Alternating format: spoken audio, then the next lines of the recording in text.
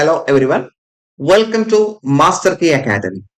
നമ്മൾ psychology PYQ analyse ചെയ്തുകൊണ്ടിരിക്കുകയാണ് അല്ലെ. കഴിഞ്ഞ ക്ലാസ്സിൽ നമ്മൾ നമ്മുടെ കാൾജങ്ങുമായിട്ട് ബന്ധപ്പെട്ട ഒരു ചോദ്യം പറഞ്ഞുകൊണ്ടാണ് അവസാനിപ്പിച്ചിരുന്നത്. ഞാൻ പറഞ്ഞിരുന്നു അവിടെ കുറച്ച് കാര്യങ്ങൾ കൂടി നമുക്ക് പറയാനുണ്ട്, അതുകൊണ്ടാണ് നമ്മൾ അവിടെ സ്റ്റോപ്പ് ചെയ്യുന്നത് എന്ന് ഞാൻ പറഞ്ഞിരുന്നു. സോ നമുക്ക് ആ ഒരു ചോദ്യത്തിലേക്ക് തന്നെ വരാം. ഇതാണ് നമ്മൾ ലാസ്റ്റ് ഡിസ്കസ് ചെയ്ത ചോദ്യം.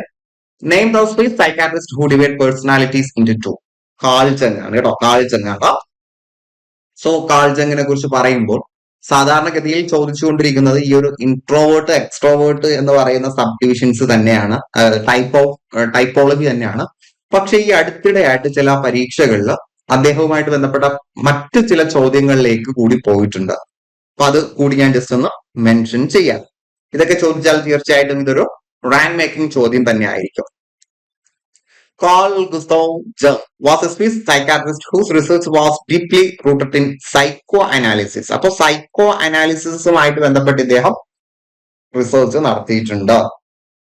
സിഗ്മണ്ട് ഫ്രോയിഡ് ആണ് സൈക്കോ അനാലിസിസ് തിയറി മുന്നോട്ട് കൊണ്ടുവരുന്നത്. പിൽക്കാലത്ത് അതിനോട് ചുവട് പിടിച്ച് ഒരുപാട് പരീക്ഷണങ്ങൾ നടത്തിയിട്ടുണ്ട്. അവരെ നമ്മൾ പോസ്റ്റ് ഫ്രോയിഡിയൻ തിയറിസ്റ്റ് എന്ന് പറയുന്നു. സോ അതിന്റെ കൂട്ടത്തിൽ നമുക്ക് കാൾ ജങ്ങിനെയും ഉൾപ്പെടുത്താം. According to him, personality consists of 3 elements. കാൾജങ്ങിന്റെ അഭിപ്രായത്തിൽ ഒരാളുടെ പേഴ്സണാലിറ്റിയിൽ 3 എലമെന്റ്സ് ഉണ്ടാവും. ഇത് സ്കിപ്പ് ചെയ്യരുത്, ഇമ്പോർട്ടന്റ് ആണ്. അപ്പൊ അദ്ദേഹം പറയുന്നത് ഒരാളുടെ വ്യക്തിത്വത്തില് 3 എലമെന്റ്സ് ഉണ്ടാവും.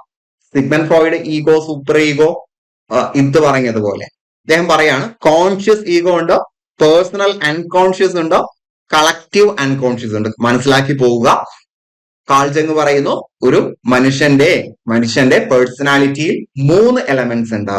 Conscious ego, personal unconscious, collective unconscious. Conscious ego എന്ന് പറഞ്ഞാൽ it determines the process of thinking, feeling and remembering. നമ്മുടെ ചിന്ത, നമ്മുടെ ഫീലിങ്സ്, നമ്മുടെ ഓർമ്മ ഇവയൊക്കെ നിർണ്ണയിക്കുന്നത് കോൺഷ്യസ് ഈഗോയാണ്. അപ്പൊ നമ്മുടെ ചിന്ത, നമ്മുടെ ഫീലിംഗ്, നമ്മുടെ റിമെമ്പറിങ് ഇവയൊക്കെ നിർണ്ണയിക്കുന്നത് കോൺഷ്യസ് ഈഗോയാണ്. ദെൻ രണ്ടാമത്തത് പേഴ്സണൽ അൺകോൺഷ്യസ് ആണ്. Personal unconscious it is highly individualistic in nature, is determined by personal experience. അപ്പൊ ഇവിടെ പേഴ്സണൽ അൺകോൺഷ്യസ് എന്ന് പറഞ്ഞതുപോലെ, പേഴ്സണൽ എന്ന് പറഞ്ഞതുപോലെ നമ്മുടെ പേഴ്സണൽ എക്സ്പീരിയൻസുമായിട്ട് ബന്ധപ്പെട്ട കാര്യങ്ങൾ അതാണ് പേഴ്സണൽ അൺകോൺഷ്യസിൽ ഉൾപ്പെടുന്നത്. ദെൻ കളക്റ്റീവ് അൺകോൺഷ്യസ് എന്ന് പറഞ്ഞാൽ it is primitive in nature, it is consisted of material which had never reached the conscious mind before. ഇത് കുറച്ച് പ്രിമിറ്റീവ് ആയിട്ടുള്ള, പ്രിമിറ്റീവ് എന്ന് പറഞ്ഞാൽ കുറച്ച് പഴയ പ്രകൃതമുള്ള സംഗതിയാണ്. നമ്മുടെ ഇതൊക്കെ പോലെ ഇവിടെയുള്ള കാര്യങ്ങൾ മിക്കവാറും നമ്മുടെ കോൺഷ്യസ് മൈൻഡിലേക്ക് ചിലപ്പോൾ മുന്നേ വന്നിട്ടുണ്ടാവില്ല. അപ്പൊ നമ്മുടെ കോൺഷ്യസ് മൈൻഡിൽ മുന്നേ വരാത്ത പുതിയ പുതിയ അനുഭവങ്ങൾ, അതാണ് പ്രിമിറ്റീവ്. ആദ്യമായിട്ട് ഉണ്ടാകുന്ന കുറച്ച് അനുഭവങ്ങളൊക്കെ വരുന്ന സംഗതിയാണ് കളക്റ്റീവ് അൺകോൺഷ്യസ് എന്ന് പറയുന്നത്. ഇപ്പൊ കോൺഷ്യസ് ഈഗോ നമ്മുടെ ചിന്ത, നമ്മുടെ ഓർമ്മ, ഇമോഷൻസ് ഒക്കെ ഇവിടെയാണ് പ്രോസസ് ചെയ്യുന്നത്. പേഴ്സണൽ അൺകോൺഷ്യസ് എന്ന് പറഞ്ഞാൽ നമ്മുടെ വ്യക്തിപരമായിട്ടുള്ള കാര്യങ്ങൾ ഉൾക്കൊള്ളുന്ന സംഗതിയാണ്. കളക്റ്റീവ് അൺകോൺഷ്യസ് എന്ന് പറഞ്ഞാൽ നമ്മുടെ പ്രിമിറ്റീവ് ആയിട്ടുള്ള, പ്രിമിറ്റീവ് എന്ന് പറഞ്ഞാൽ നമ്മുടെ ചിന്തകൾ അല്ലെങ്കിൽ നമ്മുടെ വ്യക്തിത്വം രൂപപ്പെടുന്ന ആദ്യത്തെ സ്റ്റെപ്പ് കളക്റ്റീവ് അൺകോൺഷ്യസിലായിരിക്കും. സോ അവിടെയുള്ള കാര്യങ്ങൾ മിക്കവാറും നമ്മുടെ കോൺഷ്യസ് മൈൻഡിൽ ഇതിനു മുന്നേ വന്നിട്ടുണ്ടാവില്ല. അപ്പൊ ഇതിനു മുന്നേ നമ്മൾ കേട്ട് പരിചയിക്കാത്ത കാര്യങ്ങളൊക്കെ ആയിരിക്കും കോൺഷ്യസ് മൈൻഡ് ഡീൽ ചെയ്യുന്നത്. സെറ്റ് അല്ലേ? ദെൻ അപ്പൊ കാൾജങ് മനുഷ്യന്റെ പേഴ്സണാലിറ്റിയെ 3ആയിട്ട് തിരിച്ചു. അത് നമ്മൾ എന്താന്ന് പറഞ്ഞു. ഇതിന്റെ പേരൊക്കെ തന്നെ ആയിരിക്കും നമുക്ക് മിക്കവാറും ചോദിക്കുക കേട്ടോ. ആ ഒരു ടൈപ്പാണ് ഇതുവരെ വന്ന ചോദ്യങ്ങൾ. ഇനിയിപ്പോ പരീക്ഷയുടെ ലെവൽ മാറിയാൽ കുറച്ച് അകത്തു നിന്നുള്ള ചോദ്യങ്ങൾ നമുക്ക് പ്രതീക്ഷിക്കാം. Jung has divided all human beings into 2 distinct types. അതാണ് നമ്മൾ പറഞ്ഞത്, മനുഷ്യനെ 2 ടൈപ്സ് ആയിട്ട് തിരിച്ചു കേട്ടോ. 2 ടൈപ്സ് ആയിട്ട് തിരിച്ചു, introverts, extroverts, according to their participation and interest in social activities. സാമൂഹിക പ്രവർത്തനങ്ങളിൽ അവരുടെ ഇടപെടലുകൾ എങ്ങനെയാണ് എന്നതിന്റെ അടിസ്ഥാനത്തിലാണ് 2ആയിട്ട് തിരിച്ചിട്ടുള്ളത്. പെട്ടെന്ന് പറയാം. ഇൻട്രോവേർട്ട് എന്ന് പറഞ്ഞാൽ these people are tend to withdraw into themselves. ഉൾവലിഞ്ഞ ചിന്താഗതിക്കാരാണ്. Especially when they face emotional disturbance. പ്രത്യേകിച്ച് അവർക്ക് വൈകാരിക പ്രശ്നങ്ങൾ ഉണ്ടാകുമ്പോൾ അവർ ഉൾവലിഞ്ഞ പ്രകൃതം കാണിക്കും. They are lonely loving people of shy nature. കുറച്ച് ഷൈ ആയിട്ടുള്ള, ഒറ്റയ്ക്ക് സമയം സ്പെൻഡ് ചെയ്യാൻ ആഗ്രഹിക്കുന്ന ആളുകളാണ്. They generally avoid the company of others. മറ്റുള്ളവരുമായിട്ട് കൂട്ടുകൂടാൻ ഇവർ പലപ്പോഴും ഇഷ്ടപ്പെടാറില്ല. ദെൻ എക്സ്ട്രോവേർട്സിലേക്ക് വരുന്ന സമയത്ത് these people deal with social situations very efficiently. കൂടുതൽ സാമൂഹിക ചുറ്റുപാടുകൾ വളരെ ഭംഗിയായിട്ട് കൈകാര്യം ചെയ്യാൻ കഴിവുള്ള ആളുകളാണ്. They are conventional social friendly. അവർ വളരെയധികം ഔപചാരികമായി, വളരെയധികം സാമൂഹികമായി, സൗഹൃദപരമായിട്ട് പെരുമാറുന്ന ആളുകളാണ്. They are free from worries and take problems of life very lightly. അവർക്ക് വലിയ ബുദ്ധിമുട്ടുകളോ ദുഃഖങ്ങളോ ഒന്നും ഉണ്ടാവില്ല. മാത്രമല്ല, ജീവിതത്തിൽ ഉണ്ടാകുന്ന പ്രശ്നങ്ങൾ വളരെ ലഘുവായിട്ട് എടുക്കുന്ന ആളുകളാണ് ഇവർ. സെറ്റല്ലേ? Then Carl Jung emphasized the idea that we need to study different cultures as it will provide the essence of humanity. അദ്ദേഹം വീണ്ടും പറയാണ്, നമ്മൾ പല സംസ്കാരങ്ങളെ കുറിച്ച് പഠിക്കണം, എന്നാലേ നമുക്ക് മനുഷ്യത്വം എന്താണ് എന്ന് മനസ്സിലാകൂ. അപ്പൊ മനുഷ്യത്വം എന്താണ് എന്ന് മനസ്സിലാകണമെങ്കിൽ നമ്മൾ പല സംസ്കാരങ്ങളെ കുറിച്ച് പഠിക്കണം എന്ന് പറഞ്ഞിട്ടുള്ളത് കാൾ ജങ് ആണ്. Then his theory is known as the analytic theory or analytical psychology. അപ്പോ അടുത്തൊരു ചോദ്യമാണ്, അനാലിറ്റിക്കൽ തിയറി ആരുടേതാണ്? അനലിറ്റിക്കൽ തിയറി ആരുടേതാണ്? അല്ലെങ്കിൽ അനാലിറ്റിക്കൽ സൈക്കോളജിയുടെ ഫാദർ ആരാണ് എന്ന് ചോദിച്ചാൽ കാൾ ജങ് ആണ്. നല്ലൊരു ചോദ്യമായിരിക്കും. സ്കിപ്പ് ചെയ്യരുത്. ഓക്കെ അല്ലേ? അപ്പോ അനാലിറ്റിക്കൽ സൈക്കോളജിയുടെ ഫാദർ കാൾ ജങ് ആണ്. He proposed that everyone has a personal unconscious that is composed of one's experience that have been repressed due to some reason. അദ്ദേഹം പറയുന്നു, ഓരോ വ്യക്തിയിലും പേഴ്സണൽ അൺകോൺഷ്യസ് ഉണ്ട്. നമ്മൾ നേരത്തെ സ്ലൈഡിൽ പറഞ്ഞിട്ടുണ്ട്.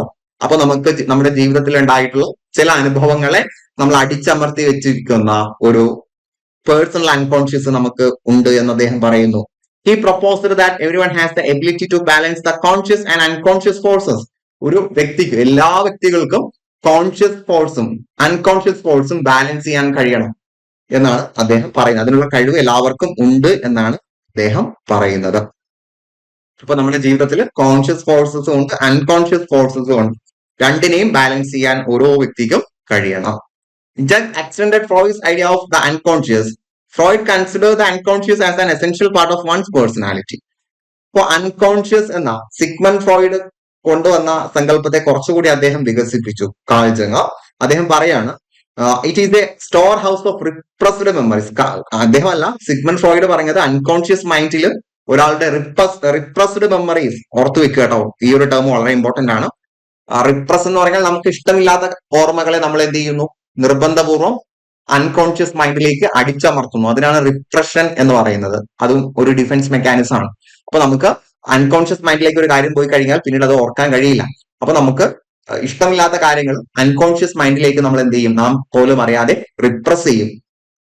അതേപോലെ അഗ്രസീവ് മോട്ടീവ്സ്, സെക്ഷൽ ഡിസയേഴ്സ്, ഇതെല്ലാം നമ്മുടെ അൺകോൺഷ്യസ് മൈൻഡിൽ മറഞ്ഞു കിടക്കുകയാണ് എന്നാണ് സിഗ്മണ്ട് ഫ്രോയിഡ് പറഞ്ഞിട്ടുള്ളത്. അപ്പോ ഈ ഒരു കാഴ്ചയെ, ഈ ഒരു അഭിപ്രായത്തെ കുറച്ചുകൂടി കാൾ ജങ് വികസിപ്പിക്കുകയാണ്. Jung deviated from this view and proposed the idea of collective unconscious, which is the unconscious shared by all humans.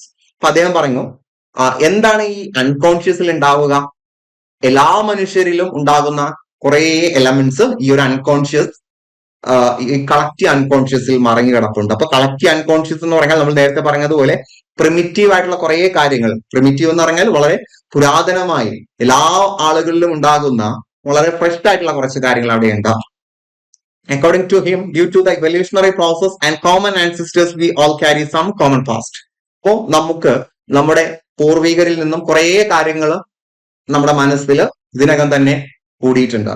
The collection of this ancestral past is part of unconscious known as the collective unconscious. അപ്പൊ നമ്മുടെ collective അൺകോൺഷ്യസിൽ ഉണ്ടാവുക ഇത്തരം ചില വിശ്വാസങ്ങളായിരിക്കും. അപ്പൊ നമ്മുടെ പൂർവികരിൽ നിന്നും കടന്നു വന്നിട്ടുള്ള വിശ്വാസങ്ങള്, മതവിശ്വാസങ്ങള്, ആദർശങ്ങള്, ഇതൊക്കെയാണ് കളക്റ്റീവ് അൺകോൺഷ്യസിൽ ഉണ്ടാവുക. പിന്നെ സെക്ഷുവാലിറ്റിയുമായിട്ട് ബന്ധപ്പെട്ട ചില കാര്യങ്ങൾ.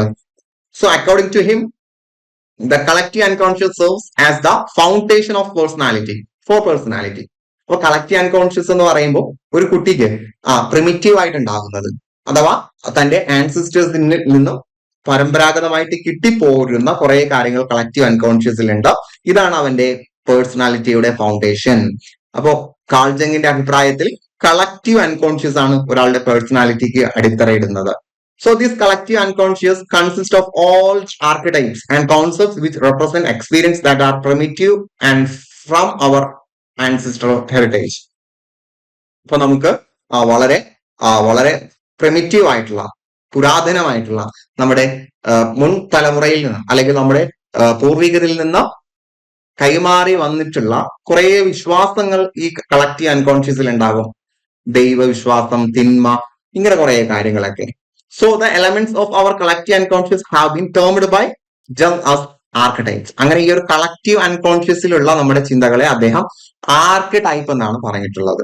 അപ്പൊ ആർക്ക് ടൈപ്പ് എന്താണെന്ന് ഓർക്കുക. കളക്റ്റീവ് അൺകോൺഷ്യസിൽ ഉണ്ടാകുന്ന നമ്മുടെ ചില എലമെന്റ്സിന് അദ്ദേഹം പറഞ്ഞ പേരാണ് ആർക്ക് ടൈപ്പ്. കളക്റ്റീവ് അൺകോൺഷ്യസിൽ ഉണ്ടാകുക പ്രിമിറ്റീവ് ആയിട്ടുള്ള ചില ബിലീഫ്സ് ആണ്, നമുക്ക് പൂർവികരിൽ നിന്നും കൈമാറി വന്ന ചില വിശ്വാസങ്ങളും ധാരണകളുമാണ് അവിടെ ഉണ്ടാവുക. So it is shared by all humans and has some overriding qualities. ഇപ്പൊ എല്ലാ മനുഷ്യരിലും അതുണ്ടാവും അല്ലെ, എല്ലാ മനുഷ്യരിലും അതുണ്ടാവും. ഒരു കുട്ടി ജനിച്ചത് മുതലേ തന്നെ പലതരത്തിലുള്ള വിശ്വാസങ്ങളും അവരിലേക്ക് പൂർവികരിൽ നിന്നും ഇവന്റെ മനസ്സിലേക്ക് ഇങ്ങനെ വന്നുകൊണ്ടിരിക്കുകയാണ്. ചിലത് വിശ്വാസങ്ങളാകാം, ചിലത് അന്ധവിശ്വാസങ്ങളാകാം, പിന്നീട് അതൊക്കെ ചില മാറ്റങ്ങൾ വരും. സോ ഇതാണ് ഒരു ആളുടെ മനസ്സ്. കണ്ടോ, ഇതൊരാളുടെ സെൽഫാണ്. ദെൻ അയാളുടെ ഈഗോ, ഷാഡോ. ദെൻ ഇവിടെ അയാളുടെ പേഴ്സണൽ കോൺഷ്യസ്നെസ് ഉണ്ട്. ദെൻ കളക്റ്റീവ് അൺകോൺഷ്യസ്നെസ് ഉണ്ട്. അനീമ. അയാളുടെ ഔട്ടർ വേൾഡ്, ഇന്നർ വേൾഡ്.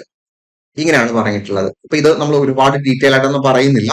ഇതിലെ കുറച്ച് ടേം നമ്മൾ ജസ്റ്റ് ഒന്ന് മനസ്സിലാക്കി വെക്കണം കേട്ടോ. അപ്പൊ ഇവിടെ നിങ്ങൾ സെൽഫ്, പേഴ്സണ, ആനിമ, ആനിമസ്, ഷാഡോ, ഇത്രയും വേർഡ്സ് കൊണ്ട് എന്താണ് ഉദ്ദേശിക്കുന്നത് എന്ന് മനസ്സിലാക്കണം. ഞാൻ വീണ്ടും പറയുന്നു, സ്കിപ്പ് ചെയ്യരുത്. ചില ആളുകൾ ഇതൊന്നും ചോദിക്കില്ല എന്ന് പറഞ്ഞ് സ്കിപ്പ് ചെയ്യും. നമ്മുടെ ദൗർഭാഗ്യവശാൽ അത് ചോദിച്ചാൽ എന്ത് ചെയ്യും? അതുകൊണ്ട് നിങ്ങൾ പഠിച്ചു വെക്കുക.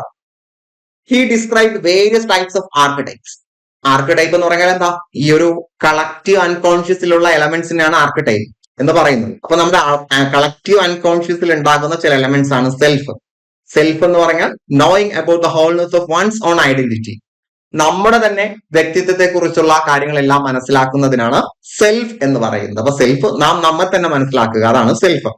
ദെൻ പേഴ്സണ എന്ന് പറഞ്ഞാൽ not genuine self that we show to others.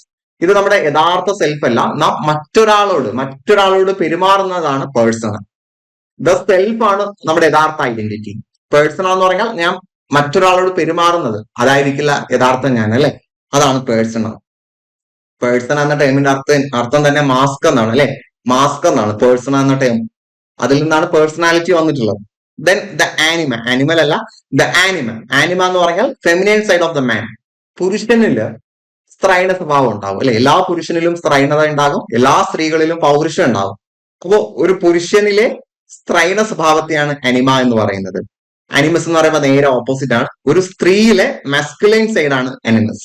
ഇത് രണ്ടും വളരെ ഇമ്പോർട്ടന്റ് ആയിട്ട് ഓർത്തു വയ്ക്കുക. അനിമ എന്ന് പറഞ്ഞാൽ ഒരു സ്ത്രീയിൽ ഉണ്ടാകുന്ന ഒരു പുരുഷനിൽ ഉണ്ടാകുന്ന സ്ത്രൈണ ഗുണമാണ്. അനിമസ് എന്ന് പറഞ്ഞാൽ ഒരു സ്ത്രീയിൽ ഉണ്ടാകുന്ന പൗരുഷ ഗുണമാണ്. ഇതിനടുത്തത് ഷാഡോ ആണ്.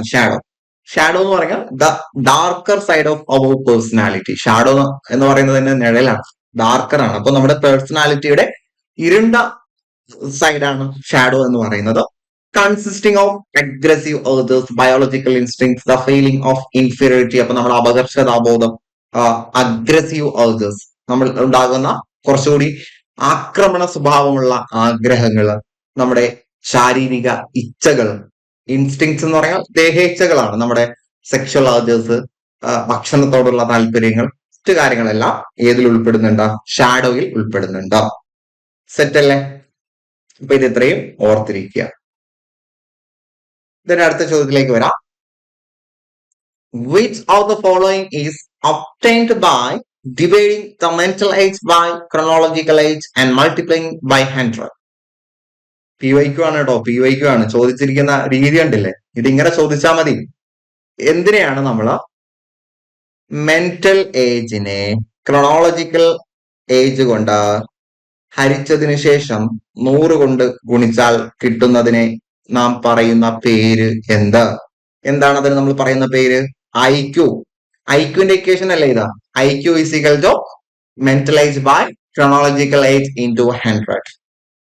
സോ IQ നോക്കുന്ന സമയത്ത് ഇവിടെയും ഫുൾ ഫോം ആയിട്ടാണ് തന്നിട്ടുള്ളത്. ഇമോഷണൽ കോഷ്യന്റ് ആണ് ഇത് കേട്ടോ. ഇമോഷണൽ അല്ല, ഇന്റലിജൻസ് കോഷ്യന്റ്. ഇമോഷണൽ കോഷ്യന്റ് ഇതാ കിടപ്പുണ്ട്, അത് EQ ആണ്. EQ ആണ് അല്ലെ, EQ ആണ്. EQ ആരാ മുന്നോട്ട് വെച്ചത്? EQ കൊണ്ടുവന്നിട്ടുള്ളത് ഡാനിയൽ ഗോൾമാൻ ആണ്. PSCയുടെ ഉത്തരം ഡാനിയൽ ഗോൾമാൻ ആണ്. സത്യത്തിൽ EQ എന്ന ആശയം പ്രചരിപ്പിച്ചത് ഡാനിയൽ ഗോൾമാൻ ആണ് എങ്കിലും ഇമോഷണൽ ഇന്റലിജൻസിനെ കുറിച്ച്, വൈകാരിക ബുദ്ധിയെ കുറിച്ച് തുടക്കത്തില് പറഞ്ഞു വന്നത് പീറ്റർ സലോവിയും ജോൺ മേയറും കൂടി ചേർന്നാണ് കേട്ടോ. ഇമോഷണൽ ഇന്റലിജൻസിനെ ആദ്യമായിട്ട് മുന്നോട്ട് കൊണ്ടുവന്നത് പീറ്റർ സലോവിയും ജോൺ മേയറും ചേർന്നാണ്.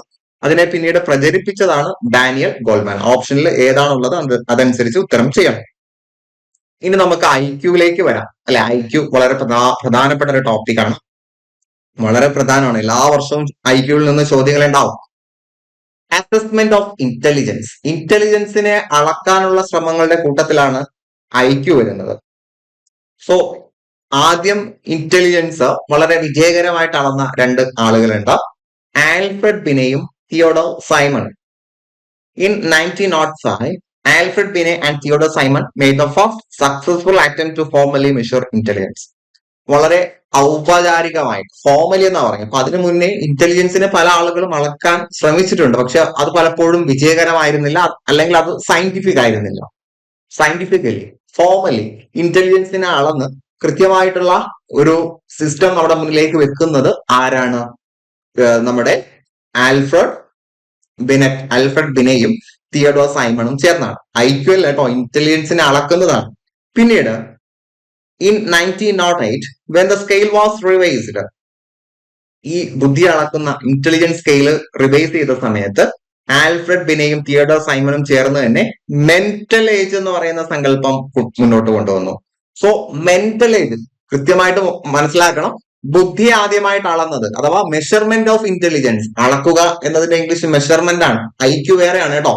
അപ്പൊ മെഷർമെന്റ് ഓഫ് ഇന്റലിജൻസ് ആദ്യമായിട്ട് നടത്തിയത് ആൽഫ്രഡ് ബിനെയും Theodore സൈമണും.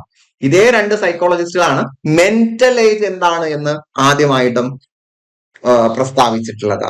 So which is a measure of personal intellectual development related to people of his or her age group. ഒരു വ്യക്തിക്ക് അവരുടെ പ്രായത്തിലുള്ള മറ്റു വ്യക്തികളുടെ നിലവാരം അനുസരിച്ച് മാനസിക പ്രവർത്തനങ്ങൾ ചെയ്യാൻ കഴിയുന്നുണ്ടോ എന്നതിനാണ് മെന്റൽ ഏജ് കൊണ്ട് അവർ ഉദ്ദേശിക്കുന്നത്. അപ്പൊ ഒരു 10 വയസ്സുകാരന് മറ്റൊരു 10 വയസ്സുകാരൻ ചെയ്യുന്ന കാര്യങ്ങൾ ചെയ്യാനുള്ള കഴിവുണ്ടോ, അതിനാണ് മെന്റൽ ഏജ്. അല്ലെ, അവന് ഒരു 10 വയസ്സ് കുറവാണ്, ബുദ്ധിയിൽ ഒരു 10 വയസ്സ് കുറവാണെന്നൊക്കെ നമ്മൾ നാട്ടുപ്രയോഗത്തിൽ പറയുമെങ്കിൽ അത് ഒരു സയന്റിഫിക് സ്റ്റേറ്റ്മെന്റ് ആണ് ആ പറയുന്നത്. നമുക്ക് പ്രായം ഒരു 25 അല്ലെങ്കിൽ ഒരു 30 അല്ലെങ്കിൽ 32 പ്രായം ഉണ്ട് എങ്കിൽ നമ്മുടെ ബുദ്ധിക്കും അതേ പ്രായം ഉണ്ടാകണം എന്നൊരു നിർബന്ധവും ഇല്ല. ഓക്കെ അല്ല, അപ്പൊ അതിനാണ് നമ്മൾ മെന്റൽ ഏജ് എന്ന് പറയുന്നത്. ഇനി ക്രോണോളജിക്കൽ ഏജ് എന്ന് പറഞ്ഞാൽ നമ്മുടെ പ്രായമാണ്. അപ്പം മെന്റൽ ഏജ് ഐക്യു അല്ല കേട്ടോ, ഐക്യു അല്ല, മെന്റൽ ഏജ് എന്ന പദം ഇൻട്രൊഡ്യൂസ് ചെയ്യുന്നത്, ആ ഒരു സങ്കല്പം ഇൻട്രൊഡ്യൂസ് ചെയ്യുന്നത് നമ്മുടെ ആൽഫ്രഡ് ബിനെയും തിയോഡോർ സൈമണും ചേർന്നാണ്. ഇവിടെയൊക്കെ മെയിൻ ആൽഫ്രഡ് ബിനെയാണ്. അദ്ദേഹത്തിനെ സഹായിക്കാനാണ് തിയോഡോർ സൈമൺ കൂടെ ചേരുന്നത് കേട്ടോ. ദെൻ അവർ പറയാണ്, ഒരു കുട്ടിയുടെ മെന്റൽ ഏജ് കൂടുതലാണ് എങ്കിൽ അവൻ എന്തായിരിക്കും? A bright child MA is more than her or his CA. പ്രായത്തിനേക്കാൾ നമ്മുടെ മെന്റൽ ഏജ് കൂടുതലാണെങ്കിൽ നമുക്ക് നല്ല ബുദ്ധി ഉണ്ടാവും. ഇനി ഒരാളുടെ പ്രായത്തിനനുസരിച്ച് ബുദ്ധി അയാൾക്കില്ല, മെന്റൽ ഏജ് ഇല്ലെങ്കിൽ അയാൾ ഡള്ളായിരിക്കും. മനസ്സിലായോ? അപ്പൊ ഡള്ളോ ബ്രൈറ്റും തമ്മിൽ മനസ്സിലാക്കും. സോ ഒരാളുടെ മെന്റൽ ഏജ് എത്രമാത്രം കൂടുന്നു അതനുസരിച്ചായിരിക്കും അയാളുടെ പെർഫോമൻസ്, ഇന്റലിജൻസ് പെർഫോമൻസ് വരുന്നത്. അതായിരുന്നു അവർ പറഞ്ഞു വെച്ചിട്ടുള്ളത്. ഐക്യുവിലേക്ക് അവർ കടന്നിട്ടില്ല. അപ്പൊ ഒരു വ്യക്തിയുടെ മെന്റൽ ഏജ് കൂടുതലാണോ എങ്കിൽ അവൻ കൂടുതൽ നന്നായിട്ട് ബുദ്ധി പ്രയോഗിക്കുന്ന ആളാണ്. ഇനി അവന്റെ മെന്റൽ ഏജ് പ്രായത്തെക്കാൾ കുറവാണോ എന്നാൽ അവന് ബുദ്ധി കുറവുള്ള ആളാണ്. ഈ ഒരു ജനറൽ അസംഷനിലായിരുന്നു അവർ എത്തിക്കൊണ്ടിരുന്നത്. Retardation was defined by Binet and Simon as being 2 mental age years below the chronological age. സോ അപ്പോൾ ഒരു ചോദ്യം വരും, നമ്മൾ കുട്ടികളല്ല ഒരു വ്യക്തിയെ കുറിച്ച് റിട്ടാർഡേഷൻ എന്ന് പറഞ്ഞാൽ ബുദ്ധിമാന്ദ്യം എന്നാണ്. ബുദ്ധിമാന്ദ്യമുള്ള ആളായിട്ട് കണക്കാക്കുന്നത് എങ്ങനെയാണ്? ബുദ്ധിമാന്ദ്യം എന്ന് പറയുമ്പോൾ നിങ്ങൾ മനസ്സിലാക്കേണ്ടത്, ഒരാൾക്ക് അയാളുടെ പ്രായത്തെക്കാൾ മെന്റൽ ഏജ് ജസ്റ്റ് ഒന്ന് കുറഞ്ഞാൽ ബുദ്ധിമാന്ദ്യമുള്ള ആളാണെന്ന് നമുക്ക് പറയാൻ കഴിയില്ല. ബുദ്ധിമാന്ദ്യം എന്ന് പറയുമ്പോൾ അയാൾക്ക് മറ്റുള്ള ആളുകൾ ചെയ്യുന്നത് പോലെ ഡെയിലി റൊട്ടീന് ചിട്ടയായി വളരെ സയന്റിഫിക്കലല്ല, വളരെ ചിട്ടയായിട്ട് കുഴപ്പമില്ലാത്ത രീതിയിൽ പെർഫോം ചെയ്യാൻ കഴിയാതെ വരുമ്പോഴാണ് മെന്റലി റിട്ടാർഡഡ് എന്ന് പറയുന്നത്. അപ്പൊ IQ ഒക്കെ വരുന്നതിന് മുന്നേ ആൽഫ്രഡ് ബിനെയും സൈമണും ചെയ്തിരുന്നത് ഒരാളുടെ പ്രായത്തെക്കാൾ 2 വയസ്സ് അല്ലെങ്കിൽ 2 ഡിജിറ്റ് അയാളുടെ മെന്റൽ ഏജ് കുറഞ്ഞു കഴിഞ്ഞാൽ, ഉദാഹരണം ഒരാളുടെ പ്രായം 27 പക്ഷെ അയാളുടെ മെന്റൽ ഏജ് കണക്കാക്കിയപ്പോൾ 25. അതെങ്ങനെ കണക്കാക്കുന്നത് നമ്മൾ പഠിക്കേണ്ട ആവശ്യമില്ല കേട്ടോ. അത് അവർ സ്കെയിൽ ഉപയോഗിച്ചാണ് കണക്കാക്കുന്നത്. നമുക്ക് IQന്റെ ഇക്വേഷൻസ് മാത്രം പഠിച്ചാൽ മതി. ഒറ്റ ഇക്വേഷൻ ഉള്ളൂ, IQന്റെ ആ ഒരൊറ്റ ഇക്വേഷൻ മാത്രം നമ്മൾ പഠിച്ചാൽ മതി. അപ്പൊ ഇങ്ങനെ 25 കഴിഞ്ഞാൽ തന്നെ, അയാളുടെ മെന്റൽ ഏജ് 25 തന്നെ മെന്റലി റിട്ടാർഡ് എന്നാണ് അവർ പറയുന്നത്. പക്ഷെ അത് ശരിയല്ല. അയാൾ ആ സമയത്ത് ബുദ്ധിമാന്ദ്യമുള്ള ആളൊന്നും ആവില്ല. ഓക്കെ അല്ലേ? സോ പിന്നീട് ഇതിനെ കുറച്ചുകൂടി ലെവൽ ഓഫ് ഇന്റലിജൻസിനെ കുറച്ചുകൂടി സയന്റിഫിക്കലി ഇൻട്രൊഡ്യൂസ് ചെയ്യുന്നതിന് വേണ്ടി വില്യം സ്റ്റേൺ എന്ന് പറയുന്ന ഒരു ജർമ്മൻ സൈക്കോളജിസ്റ്റ് ആണ് IQ എന്ന് പറയുന്ന സങ്കല്പം കൊണ്ടുവരുന്നത്. അപ്പൊ വില്യം സ്റ്റേൺ ആണ് IQ എന്ന് പറയുന്ന സങ്കല്പം കൊണ്ടുവരുന്നത്. അതിന്റെ ഇക്വേഷൻ ആണ് നമുക്ക് ചോദ്യത്തിൽ ചോദിച്ചിട്ടുള്ളത്. IQ refers mental age divided by chronological age and multiplied by 100. നമ്മുടെ മെന്റൽ ഏജിനെ ക്രോണോളജിക്കൽ ഏജ് കൊണ്ട് ഹരിച്ചതിന് ശേഷം 100 കൊണ്ട് ഗുണിക്കുക. ഇതിനാണ് എന്ത് പറയുന്നത്? IQ എന്ന് പറയുന്നത്. സെറ്റ് അല്ലേ? ഇക്വേഷൻ അടക്കം പഠിച്ചു വെക്കുക. ദെൻ കുറച്ച് സ്റ്റേറ്റ്മെന്റ്സ് ഉണ്ട്, പഠിച്ചു വെക്കണേ. The number 100 is used as a multiplier to avoid the decimal point. ഇവിടെ MA/CA into 100 എന്ന് പറയാനുള്ള കാരണം, MA/CA ചെയ്യുന്ന സമയത്ത് നമുക്ക് കിട്ടുന്നത് ഒരു ഡെസിമൽ ഡിജിറ്റ് ആയിരിക്കും, ഒരു ദശാംശ സംഖ്യ ആയിരിക്കും. അതിലെ പോയിന്റ് മാറുന്നതിന് വേണ്ടിയാണ് നമ്മൾ 100 കൊണ്ട് ഹരിക്കുന്നത്. ദെൻ അത് അത്ര ഇമ്പോർട്ടന്റ് അല്ല, പക്ഷെ ഇനി പറയുന്നത് ഇമ്പോർട്ടന്റ് ആണ്. When the MA equals to CA the IQ equals 100. ഒരു വ്യക്തിയുടെ MAയും CAയും അഥവാ മാനസിക വയസ്സും കാലിക വയസ്സും സെയിം ആണെങ്കിൽ IQ 100 ആയിരിക്കും. അപ്പൊ 10 വയസ്സുള്ള ഒരാളുടെ മാനസിക വയസ്സും 10 ആണെങ്കിൽ അവിടെ കിട്ടുന്നത് 100 ആയിരിക്കും അല്ലെ? 100 ആയിരിക്കും. മനസ്സിലായോ? 100 ആയിരിക്കും. ഇങ്ങനെ 10 into 100. ഇപ്പൊ 10 വെറ്റിപ്പോയി 100 ആകും. ഇനി if MA is more than CA, IQ is more than 100. ഒരാളുടെ മാനസിക വയസ്സ് കാലിക വയസ്സിനേക്കാൾ കൂടുതലാണെങ്കിൽ IQ 100 പോകും. അപ്പൊ MA കൂടുതലാണെങ്കിൽ IQ 100 പോകും. MA കുറവാണെങ്കിൽ IQ 100 താഴെ വരും. MA CAയും സെയിം ആണെങ്കിൽ IQ 100 ആയിരിക്കും. ഇത് അങ്ങനെ തന്നെ പഠിച്ചു വെക്കുക. IQ becomes less than 100 when the MA is less than CA. Mental age chronological ഏജിനേക്കാൾ കുറവാണെങ്കിൽ IQ എത്രയായിരിക്കും? 100 താഴെ വരും. ഈ ഒരു 3 പ്രസ്താവന അങ്ങനെ തന്നെ പഠിച്ചു വെക്കണം. നമ്മുടെ ക്ലാസ്സിൽ ഞാൻ കണക്ക് ചെയ്ത് നിങ്ങൾക്ക് പറഞ്ഞു തന്ന സംഗതിയാണ്. ഞാൻ വീണ്ടും അത് കാൽക്കുലേഷൻസ് ഇട്ട് ചെയ്യുന്നില്ല. Hence, Binet, who has responsible for the Stanford Binet test, adopted of the mental age as an index of mental development. Terman 1916 revised the test and devised the concept of intelligence quotient.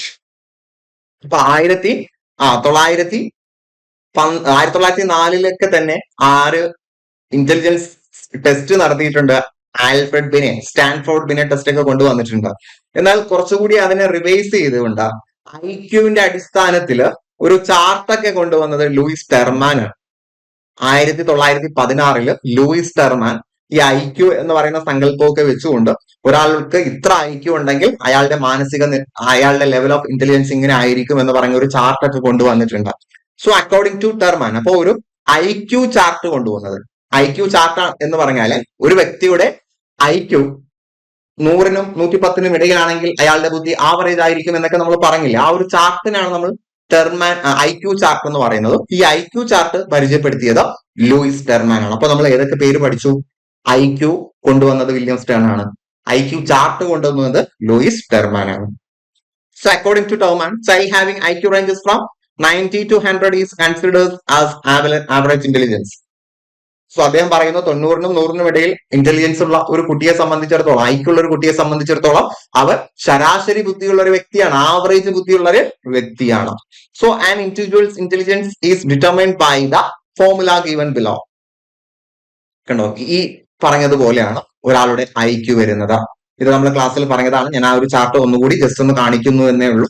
ഇവിടെ 90 മുതൽ 110 വരെ normal, അതിന് മുകളിൽ വന്നാൽ superior ഉണ്ട്. 110 മുതൽ 120 വരെ superior, 120 മുതൽ 140 വരെ very superior, then very genius. 140 മുതൽ 140ന് മുകളിൽ വെരി ജീനിയസ്. ദെൻ അതിലേക്ക് താഴെ പോയി കഴിഞ്ഞാൽ ഇത് പഠിക്കണം, ബോർഡർ ലൈനിൽ വരുന്നത് 70 ആണ്. 70 വരെ ഒരാൾ ബോർഡർ ലൈനിലാണ്. 70 താഴെ പോയി കഴിഞ്ഞാൽ ഇത് മൂന്നുമാണ് മെന്റലി റിട്ടാർഡഡ് എന്ന് പറയുന്നത് കേട്ടോ. മെന്റലി റിട്ടാർഡഡ് എന്ന് പറയുന്നത് 70 താഴെ പോയാലാണ്. സോ ഇതെല്ലാം കൃത്യമായിട്ട് അതിന്റെ റേഞ്ച് അടക്കം പഠിച്ചു വെക്കുക. ഞാനത് ക്ലാസ്സിൽ വളരെ വളരെ ഡീറ്റെയിൽ ആയിട്ട് പറഞ്ഞതാണ്. ഞാൻ വീണ്ടും അതിലേക്ക് കടക്കുന്നില്ല. സെറ്റ് അല്ലേ? ദെൻ നമുക്ക് അടുത്ത ചോദ്യത്തിലേക്ക് വരാം. Instead of accepting failure and correcting himself, the individual tries to make excuses and justifies his behavior. What is it? Defence മെക്കാനിസവുമായിട്ട് ബന്ധപ്പെട്ട ഒരു ചോദ്യമാണ്. ഒരു വ്യക്തി അവന്റെ തെറ്റ് അക്സെപ്റ്റ് ചെയ്ത് അത് കറക്റ്റ് ചെയ്യാതെ അതിനെ ന്യായീകരിക്കാൻ ശ്രമിക്കുന്നു, ജസ്റ്റിഫൈ ചെയ്യാൻ ശ്രമിക്കുന്നു. ഇത് ഏത് ഡിഫൻസ് മെക്കാനിസം ആണ്? ഒരു വ്യക്തിക്ക് സംഭവിച്ച തെറ്റിനെ അയാൾ തെറ്റായിട്ട് അംഗീകരിക്കാതെ ന്യായീകരിക്കാൻ ശ്രമിക്കുന്നതിന് നമ്മൾ പറയുന്നത് റാഷണലൈസേഷൻ ആണ്. റാഷണലൈസേഷൻ കേട്ടോ. റാഷണൽ എന്ന് പറഞ്ഞാൽ യുക്തിയാണ്. അപ്പൊ യുക്തീകരിക്കുക, ഞാൻ ചെയ്തത് തെറ്റല്ല, ഞാൻ അങ്ങനെ ചെയ്യാനുള്ള കാരണം ഇന്നതാണ് എന്ന് പറഞ്ഞ് ന്യായീകരിക്കുന്നു. സെറ്റ് അല്ലേ? സോ ഓപ്ഷൻസിൽ മറ്റു ചില പേരുകൾ കൂടി കൊടുത്തിട്ടുണ്ട്. അതൊക്കെ ഏതാണ് എന്ന് നമുക്ക് നോക്കാം. ഇപ്പൊ നമ്മുടെ ഉത്തരം റാഷണലൈസേഷൻ ആണ്. Rationalization is the process of finding plausible but often false reason to explain behavior or thoughts that are motivated by unconscious or unacceptable impulses. നമ്മൾ ചെയ്ത തെറ്റായിട്ടുള്ള കാര്യങ്ങളെ നമ്മൾ ന്യായീകരിക്കാൻ ശ്രമിക്കുന്നതിനാണ് റാഷണലൈസേഷൻ. അത് തെറ്റായിട്ടുള്ള ന്യായീകരണമാണ് കേട്ടോ. തെറ്റായിട്ട് ന്യായീകരിക്കാൻ ശ്രമിക്കുന്നതാണ് റാഷണലൈസേഷൻ. കുറുക്കന് മുന്തിരി കിട്ടിയില്ല, അപ്പൊ കിട്ടാത്ത മുന്തിരി പുളിക്കും എന്ന് കുറുക്കൻ പറഞ്ഞത് റാഷണലൈസേഷൻ ഉദാഹരണമാണ്. നമുക്കൊരു ജോലി കിട്ടാതെ വരുന്ന സമയത്ത് അത് കിട്ടാത്തത് നന്നായി, ആ ജോലി കൊള്ളില്ല എന്ന് നമ്മൾ പറയല് റാഷണലൈസേഷൻ ആണ്. അപ്പൊ നമുക്ക് ഇഷ്ടമില്ലാത്തൊരു കാര്യം ഉണ്ടാകുന്ന സമയത്ത് അത് തെറ്റായിട്ടുള്ള കാരണങ്ങൾ കൊണ്ട് ന്യായീകരിക്കാൻ ശ്രമിക്കുന്നത് റാഷണലൈസേഷൻ ആണ്. ഇനി പ്രൊജക്ഷൻ നമ്മൾ പഠിച്ചതാണല്ലോ. It is a defence mechanism where an individual unconsciously attributes their own undesirable traits, impulse or feelings to someone else. നമ്മുടെ ഭാഗത്തു നിന്നുണ്ടായ ഒരു തെറ്റിനെ മറ്റൊരാളുടെ മേൽ നമ്മൾ ആരോപിക്കുന്നത് പ്രൊജക്ഷൻ ആണ്. വ്യത്യാസം മനസ്സിലാക്കണം. റാഷണലൈസേഷൻ എന്ന് പറഞ്ഞാൽ നമ്മുടെ ഒരു തെറ്റിനെ നമ്മൾ തെറ്റായിട്ട് ജസ്റ്റിഫൈ ചെയ്യുന്നതിനാണ് റാഷണലൈസേഷൻ. എന്നാൽ പ്രൊജക്ഷൻ എന്ന് പറഞ്ഞാൽ നമ്മൾ ചെയ്ത തെറ്റിന്റെ ഉത്തരവാദി ഞാനല്ല, അതൊരു മറ്റൊരാളാണ് എന്ന് പറഞ്ഞ് മറ്റൊരാളുടെ മേൽ നാം ചാർത്തി കൊടുക്കുന്നത് പ്രൊജക്ഷൻ ആണ്. ഉദാഹരണം, a person who is angry accuse others of being hostile. നമ്മളാണ് ദേഷ്യപ്പെട്ടത്, പക്ഷെ മറ്റൊരാൾ ദേഷ്യപ്പെട്ടോ, അയാൾ അങ്ങനെ പെരുമാറി എന്ന് പറഞ്ഞ് കുറ്റം അയാളുടെ മേൽ ഇട്ടു കൊടുക്കുന്നത് എന്താണ്? പ്രൊജക്ഷൻ ആണ്. സെറ്റ് അല്ലേ? എന്നാൽ a person who struggles with insecurity might criticise others for being insecure. അല്ലെ, ഇൻസെക്യൂരിറ്റി ഫീൽ ചെയ്ത ഒരാള് എനിക്ക് ഇൻസെക്യൂരിറ്റി ഒന്നുമില്ല, അവർക്കാണ് ഇൻസെക്യൂരിറ്റി, അപ്പൊ മറ്റുള്ള ആളുകളുടെ മേൽ അത് ആരോപിച്ചു കൊടുക്കുന്നു. അത് പ്രൊജക്ഷൻ ആണ്. അപ്പൊ നമ്മുടെ ഭാഗത്തുണ്ടായ ഒരു കുറവിനെ മറ്റൊരാളുടെ മേൽ ആരോപിക്കുന്നത് പ്രൊജക്ഷൻ ആണ്. സെറ്റ് അല്ലേ? ദെൻ റിഗ്രഷൻ നമ്മൾ പറയുന്നു. റിപ്രഷൻ നമ്മൾ പറയുന്നു. റിപ്രഷൻ നമ്മൾ പറയും. റിപ്രഷൻ എന്ന് പറഞ്ഞാൽ എന്താ? നമുക്ക് ഇഷ്ടമില്ലാത്ത ഓർമ്മകളെ അൺകോൺഷ്യസ് മൈൻഡിൽ റിപ്രസ് ചെയ്യുന്നതിനാണ് റിപ്രഷൻ എന്ന് പറയുന്നത്, അല്ലെ? അടിച്ചമർത്തുന്നതിനാണ് റിപ്രഷൻ എന്ന് പറയുന്നത്. അപ്പൊ നമ്മുടെ ഓർമ്മകളെ അൺകോൺഷ്യസ് മൈൻഡിലേക്ക് അടിച്ചമർത്തുന്നതിന് റിപ്രഷൻ എന്ന് പറയുന്നു. എന്നാൽ റിഗ്രഷൻ എന്ന് പറഞ്ഞാൽ എന്താ? Regression it is a psychological defence mechanism where an individual when facing distress or anxiety unconsciously reverts to behaviors, emotions or thought patterns characteristics of an early stage of development. ഒരു കുട്ടി അവന് distress anxiety ഒക്കെ ഉണ്ടാകുന്ന സമയത്ത് അവന്റെ കഴിഞ്ഞകാല പ്രായത്തിലേക്ക് മടങ്ങി ചെല്ലുന്നതിനാണ് regression എന്ന് പറയുന്നത്. ഇപ്പൊ ഒരു കുട്ടി ഡിസ്ട്രസ് അല്ലെങ്കിൽ ആൻസൈറ്റി ഉണ്ടാകുന്ന സമയത്ത് അവന്റെ കഴിഞ്ഞകാല വികാസഘട്ടത്തിലെ പെരുമാറ്റങ്ങളിലേക്ക് മടങ്ങി പോകുന്നതിനാണ് റിഗ്രഷൻ. പുനർഗമനം എന്നൊക്കെ പറയും, തിരിച്ചു മടങ്ങി പോവുക. ഉദാഹരണം പറയുമ്പോൾ നിങ്ങൾക്ക് മനസ്സിലാകും. A child who is experience A stressful life change may start bedwetting or thumb sucking again behaviors they had outgrown. ഇപ്പൊ ഒരു കുട്ടി കുറച്ച് മുതിർന്നു കഴിഞ്ഞ ഒരു കുട്ടി അവന് ടെൻഷൻ ഉണ്ടാക്കുന്ന സമയത്ത് അവൻ ചിലപ്പോൾ എന്ത് ചെയ്യാം? ബെഡ് വെറ്റിംഗ് എന്ന് പറഞ്ഞാൽ നമ്മൾ കിടക്കയിൽ യൂറിനേറ്റ് ചെയ്യുക, അതിനാണ് ബെഡ് വെറ്റിംഗ് എന്ന് പറയുന്നത്. തം സക്കിംഗ് എന്ന് പറഞ്ഞാൽ വിരല് കുടിക്കുന്നതിനാണ്, വിരല് വായിൽ വെക്കുന്നതിനാണ്. അപ്പൊ ആ ഒരു കുട്ടിക്ക് പുതിയ ഒരു അനിയൻ അല്ലെങ്കിൽ ഒരു അനിയത്തി വരുന്ന സമയത്ത് അവന് ടെൻഷനായി, എന്റെ സ്നേഹം എല്ലാം അവർക്ക് കിട്ടുന്നല്ലോ എന്നൊരു ടെൻഷൻ കാരണം അവനും എന്ത് ചെയ്യുന്നു? കുട്ടിക്കാലത്തെ പ്രവർത്തികളെല്ലാം റിപ്പീറ്റ് ചെയ്യുന്നു. അത് റിഗ്രഷൻ ആണ്, പഠിച്ചു വെക്കുക. അപ്പൊ ഒരു വ്യക്തി അവന് ആൻസൈറ്റി ഉണ്ടാകുന്ന സമയത്ത് അവന്റെ കഴിഞ്ഞ കാല വികാസഘട്ടത്തിലെ പെരുമാറ്റങ്ങൾ പ്രകടിപ്പിക്കുന്നതിനാണ് എന്ത് പറയുന്നത്, റിഗ്രഷൻ എന്ന് പറയുന്നത്. Then an adult who is struggling with a difficult situation might start acting more childish or demanding or revert to seeking comfort behaviors they used to rely on childhood. അതേപോലെ മുതിർന്ന ഒരു വ്യക്തി അവന് പ്രശ്നം ഉണ്ടാകുന്ന സമയത്ത് കുട്ടിക്കാലത്ത് എങ്ങനെയാണോ പെരുമാറിയത് അതേപോലെ അവൻ ചെയ്യാം. കുട്ടികളെ പോലെ വാവിട്ട് കരയുമെന്നൊക്കെ നമ്മൾ പറയും അല്ലെ. ഒരു പ്രശ്നം ഉണ്ടായപ്പോ നീ എന്താ കുട്ടികളെ പോലെ കരയുന്നത്, അത് റിഗ്രഷൻ ആണ്. നമ്മൾ എത്ര മുതിർന്ന ആളാണ് എങ്കിലും ചില ഘട്ടത്തിൽ നമ്മൾ കുട്ടികളെ പോലെ പെരുമാറുന്നത് റിഗ്രഷന് ഉദാഹരണമാണ്. ഇതിനടുത്ത ഡിസ്പ്ലേസ്മെന്റ് നമ്മൾ പറഞ്ഞിട്ടുള്ളതല്ലേ. ഡിസ്പ്ലേസ്മെന്റ് ഒരു ഡിഫൻസ് മെക്കാനിസം ആണ് which a person directs on emotional reaction such as an anger or frustration from the original source.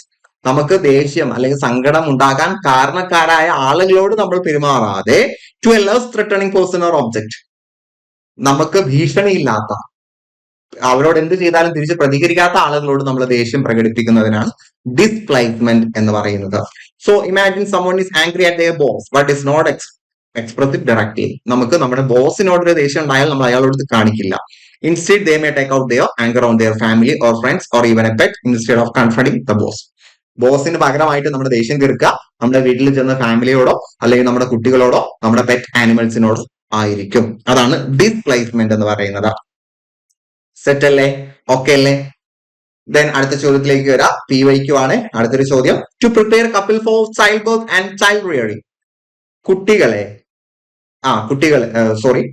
അല്ല, കപ്പിൾ ദമ്പതിമാരെ കുട്ടികളെ ചൈൽഡ് ബർത്തിലേക്ക്, അവർക്ക് കുട്ടികൾ പുതുതായിട്ടൊരു കുട്ടി ജനിക്കുന്നതിലേക്കും കുട്ടികളെ വളർത്തുന്നതിലേക്കും തയ്യാറാക്കുന്നതിന് നമ്മൾ പറയുന്ന പേര് പാരന്റ്ഹുഡ് എന്നാണ് അല്ലെ. പാരന്റ്ഹുഡ് എന്നാണ് നമ്മളത് ക്ലാസ്സിൽ പറഞ്ഞിട്ടുള്ള സംഗതിയല്ലേ. യെസ്, ഓക്കെ അല്ലേ? അത് പാരന്റ്ഹുഡ് എന്നാണ് അതിനെ നമ്മൾ പറയുന്ന പേര്. ദെൻ അഡോളസൻസിലെ കുറച്ച് കാര്യങ്ങൾ ഇവിടെ പറയുന്നുണ്ട് കേട്ടോ. ഞാൻ ജസ്റ്റ് അതിലെ പ്രധാനപ്പെട്ട കാര്യങ്ങൾ മാത്രം ഒന്ന് പറയാം. അഡോളസൻസ് എന്ന പദം വന്നിട്ടുള്ളത് അഡോളസർ എന്ന ലാറ്റിൻ വേർഡിൽ നിന്നാണ്. 12 മുതൽ 19 അല്ലെങ്കിൽ 20 വരെയാണ് അഡോളസൻസിന്റെ പ്രായം. അഡോളസൻസിന്റെ ഒരു പേര് ട്രാൻസിഷണൽ സ്റ്റേജ് എന്നാണ്. ചൈൽഡ്ഹുഡിൽ നിന്നും അഡൽട്ട്ഹുഡിലേക്കുള്ള ട്രാൻസിഷൻ എന്നാണ് അതിന്റെ ഉദ്ദേശം. അപ്പൊ കുട്ടികളിൽ കുറെ ഇമോഷണൽ ചേഞ്ചസും കുട്ടി കൂടുതൽ മൂടിയൊക്കെ ആകുന്നത് ഈ പ്രായത്തിലാണ്. കുട്ടികൾ tend to spend more time with their peers. കുട്ടികൾ അവരുടെ സമപ്രായക്കാരോട് കൂടുതൽ ടൈം സ്പെൻഡ് ചെയ്യുന്നു. പാരന്റ്സിൽ നിന്നും വിട്ടകലുന്ന ഒരു പ്രായമാണിത്. It is also known as the problem age. അഡോളസൻസിന്റെ മറ്റൊരു പേരാണ് പ്രോബ്ലം ഏജ്. ഓപ്ഷനിൽ അഡോളസൻസ് കണ്ടത് കൊണ്ട് നമ്മൾ പറയുന്നതാണ് കേട്ടോ. കാരണം പ്രോബ്ലം ഏജ് എന്ന് പറയാനുള്ള കാരണം കുട്ടികൾക്ക് പെട്ടെന്ന് ശാരീരിക മാറ്റം ഉണ്ടാകുകയാണ്. റാപ്പിഡ് ഫിസിക്കൽ ഗ്രോത്ത് ഉണ്ടാകുന്നത് കൊണ്ട് തന്നെ പലപ്പോഴും അവർക്ക് feeling awkward, self conscious, uncoordinated, embarrassed, even confused.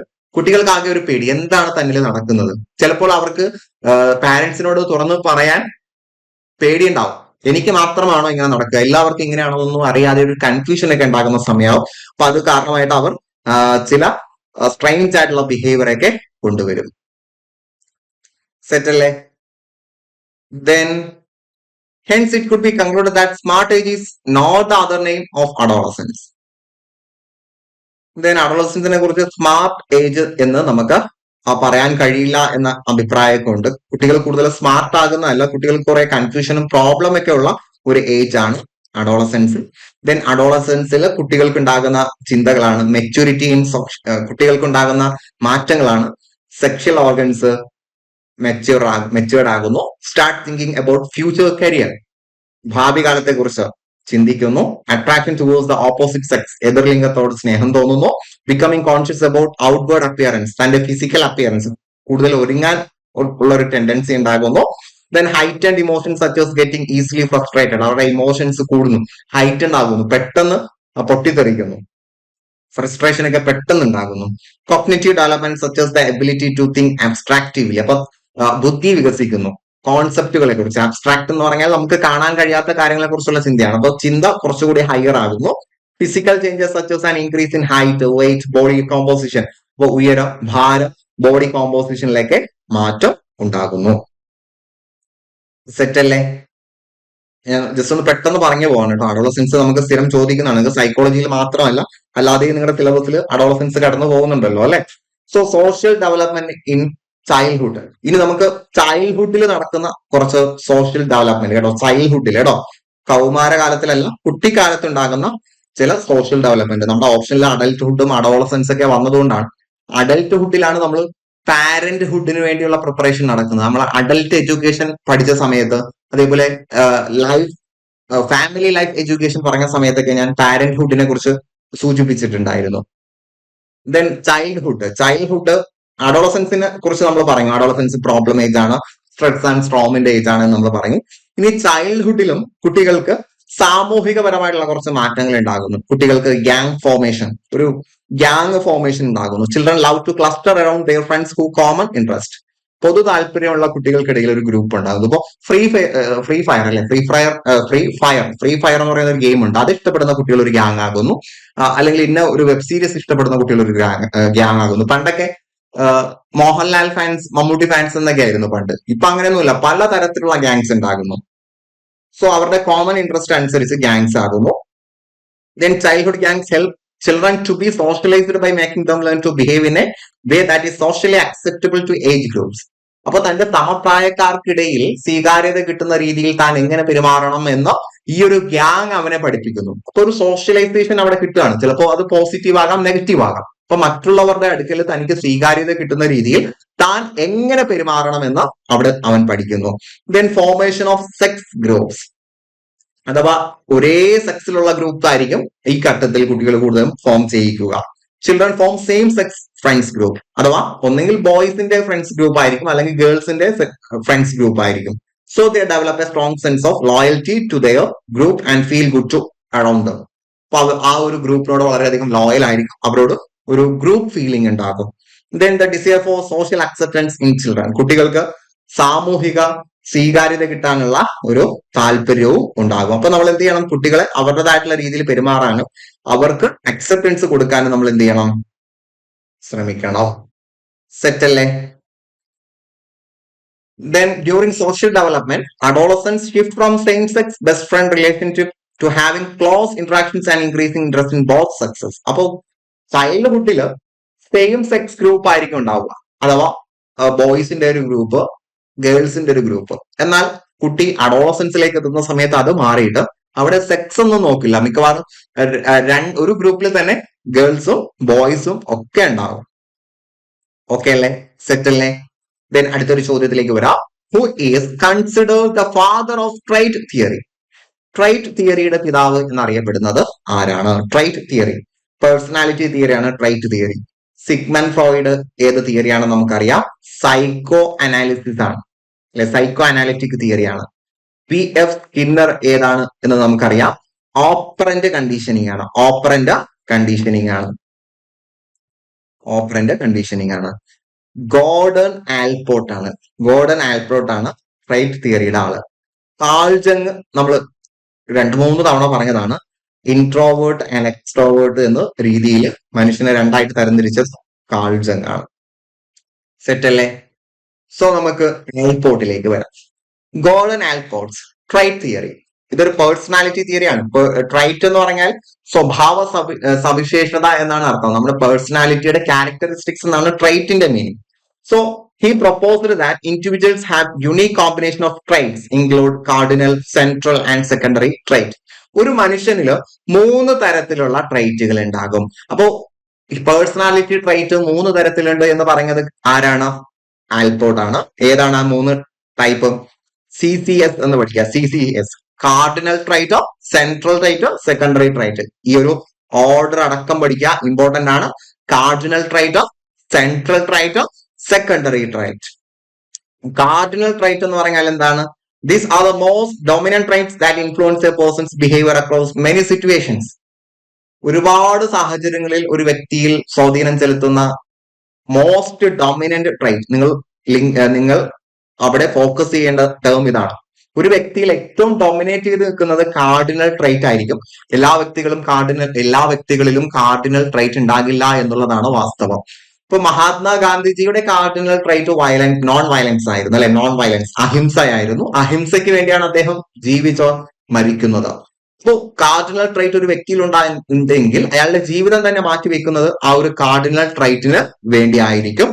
Cardinal trait ഉള്ളത് മഹാന്മാരായിട്ടുള്ള വ്യക്തികളായിരിക്കും, അല്ലെങ്കിൽ ലോകത്തെ വിറപ്പിക്കുന്ന ആളുകൾ. കാർഡിനൽ ട്രൈറ്റ് പോസിറ്റീവും നെഗറ്റീവും ഉണ്ടാകും. മഹാത്മാഗാന്ധിജിയിൽ അഹിംസ എന്ന് പറയുന്ന പോസിറ്റീവ് കാർഡിനൽ ട്രൈറ്റ് ആണ് ഉണ്ടായിരുന്നത് എങ്കിൽ ഹിറ്റ്ലറിൽ ഉണ്ടായിരുന്നത് നെഗറ്റീവ് ആണ്, അല്ലെ? നെഗറ്റീവ് ആണ്. ഫാസിസം എന്ന് പറയുന്ന നെഗറ്റീവ് കാർഡിനൽ ട്രൈറ്റ് ആണ് ഉണ്ടായിരുന്നത്.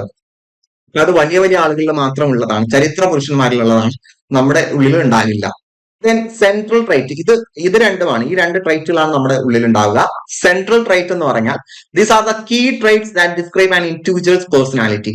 നമ്മുടെ വ്യക്തിത്വത്തെ കുറിച്ച് വിശദീകരിക്കുന്നതിന് വേണ്ടി ഉപയോഗിക്കുന്ന ക്യാരക്ടറിസ്റ്റിക്സ് ആണ് സെൻട്രൽ ട്രൈറ്റ്. ഇപ്പൊ നിങ്ങളെ കുറിച്ച് നിങ്ങളുടെ ഫ്രണ്ടിനോട് ചോദിച്ചാൽ അവൻ എങ്ങനെയുണ്ടോ, അവൻ നല്ല ഫ്രണ്ട്ലി ആണ്, നല്ല കോപ്പറേറ്റീവ് ആണ്, എല്ലാവരും സഹായിക്കുന്ന ആളാണ് എന്നിങ്ങനെ കുറെ കാര്യങ്ങൾ പറയില്ലേ, അതാണ് സെൻട്രൽ ട്രൈറ്റ്. അപ്പൊ ഒരു വ്യക്തിയെ വിശേഷിപ്പിക്കാൻ വേണ്ടി നമ്മൾ ഉപയോഗിക്കുന്ന ക്യാരക്ടറിസ്റ്റിക്സ് ആണ് സെൻട്രൽ ട്രൈറ്റ് എന്ന് പറയുന്നത്. അപ്പൊ ഇതൊരു കീ ട്രൈറ്റ്സ് ആണ് that describe an individual's personality. ഇനി സെക്കൻഡറി ട്രൈറ്റ് എന്ന് പറഞ്ഞാൽ ദ ലെസ് പ്രൊമിനന്റ് ട്രൈറ്റ്. അത്ര പ്രധാനമായിട്ടുള്ള ട്രൈറ്റ് അല്ല, ചില സന്ദർഭത്തിൽ മാത്രം നമ്മളിൽ നിന്നും പ്രകടമാകുന്നതാണ്. That only manifest in certain situations. ചില സാഹചര്യത്തിൽ മാത്രം. ചില ഭക്ഷണം കാണുമ്പോൾ അത് കഴിക്കാൻ തോന്നുക, അല്ലാതെ 24 മണിക്കൂറും ആ ഭക്ഷണം കഴിക്കണം എന്ന ചിന്തയല്ല ഉണ്ടാവുക. ആ ഒരു ഭക്ഷണം കാണുമ്പോൾ നമുക്ക് ചിലപ്പോൾ അത് കഴിക്കാൻ തോന്നും. അല്ലെങ്കിൽ ചില സിനിമയുടെ പാട്ട് കേൾക്കുന്ന സമയത്ത് ആ സിനിമ ഒന്ന് കാണാൻ തോന്നുക. അതാണ് സെക്കൻഡറി ട്രൈറ്റ്. സെറ്റ് അല്ലേ?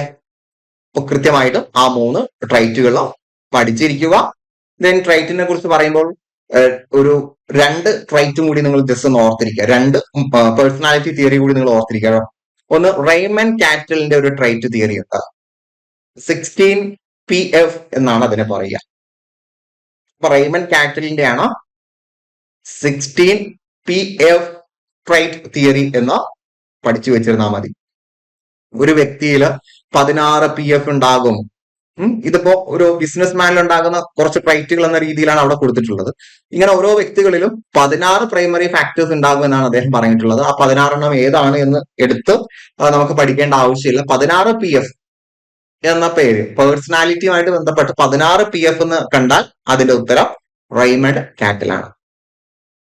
ഇനി ബിഗ് 5 പേഴ്സണാലിറ്റി തിയറി ഉണ്ട്. Big 5 personality theory.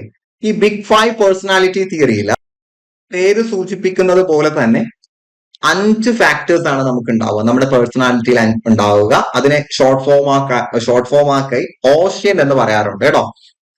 ഇത് പീറ്റേഴ്സൺ ആണ് ഈ ഒരു സങ്കല്പം മുന്നോട്ട് വെച്ചത്. പീറ്റേഴ്സൺ. അപ്പൊ ബിഗ് 5 പേഴ്സണാലിറ്റി തിയറി പീറ്റേഴ്സന്റേതാണെന്ന് പഠിച്ചു വെക്കുക. നമുക്ക് അത്രേ ആവശ്യമുള്ളൂ. ആ 5 ഏതൊക്കെയാണെന്ന് നമുക്ക് ചോദിക്കില്ല, എന്നാലും ഞാൻ ജസ്റ്റ് ഒന്ന് പറയാണ്. ഓപ്പൺനെസ് ടു എക്സ്പീരിയൻസ്, കൂടുതൽ കാര്യങ്ങൾ എക്സ്പീരിയൻസ് ചെയ്യാനുള്ള സന്നദ്ധത ഉണ്ടായിരിക്കുക.